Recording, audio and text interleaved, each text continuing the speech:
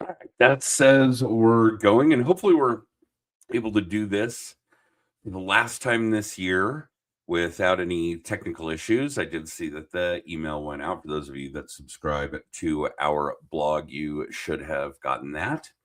And if not, well, welcome to the show. I did curb that. Yes, I did filter that. So our blog post went out early this morning over the course of last night. This will be the last one that we do for 2025. Hard to believe there's only a week left in the year. That's absolutely wild. And again, it was a blog related to some fairly outside subjects information than what we do in the mortgage space, because we really only deal with buyers and owners, right? People that are seeking a mortgage to buy a home or to refinance their home or to get a HELOC or to buy a piece of land or an office building or 1,000 other things when they need to borrow money, but they don't need to borrow money when they're selling. So having some of this content related to selling property, excuse me, is obviously a little out of our wheelhouse. So it does require that we go outside and seek a little additional content. So the blog post this time around is about housing market predictions that sellers need to know, although there is some good content in there for things that buyers should want to know as well. As far as, well, if you're planning on buying or selling a home next year, there's a little bit of data in there that would probably benefit you either way. Some economic factors, mortgage rates, what the Fed is going to do. Please know that those are not directly connected. Obviously, the moves that the Fed makes, the moves to the prime rate, the federal funds rate, do have an impact on all things in the global economy. But the Fed deals in short-term loans. So when you see the Fed move rates, that usually means car loans, credit cards, things that are tied to that prime rate.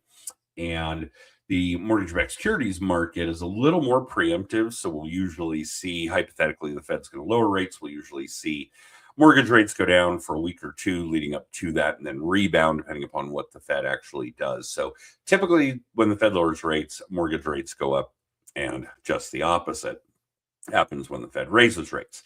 But because we've been making those adjustments ahead of time. Okay. Demographic trends are changing. One of the lowest first-time buyer rates that we've had in a very long time. That's certainly a big one. Technology is certainly going to change the way that people buy homes. So if you're a buyer, that may come into play. But if you're a seller, you certainly want to be aware. In fact, if you happen to be getting this and you are a real estate agent in the Denver metro, maybe the surrounding areas beyond that, keep an eye out for some of this content that Lauren Collins with Fidelity Title and I have been putting together on how to put listings out, real estate listings, in a fashion using AI that are going to be more technologically advanced, that are going to fit with some other algorithms in different things where people do go looking for homes, Zillow, Realtor.com, etc. But I digress. What kind of preferences are going to change? And this one really struck a chord with me because I felt really good about it. If you guys watch some of our other content, we do talk a lot about smart houses and all the different things that go into that, whether it's cameras or lights or thermostats or garage door opener, sprinkler systems, smoke detectors, on. And that is something that buyers will be looking more and more for. Added security, added ability to control costs. Like, my lights go off if I'm not in the room. My thermostat is smart, these kinds of things. We talk a little bit about policy and regulatory factors that are going to influence the market. Again, relatively unpredictable, kind of like what interest rates are going to do. My crystal ball is in the shop, so that's really a tough one, but we do touch on it. How global conditions might shape the U.S. housing market. Again, relatively unpredictable, but we do have a blurb in there about that. And thank you to everyone who contributed to the content to put this blog post together, and how sellers can use these predictions and what kind of preparations you could do between now and the end of the year in order to make it a better path to sell a home, a better path to buy a home.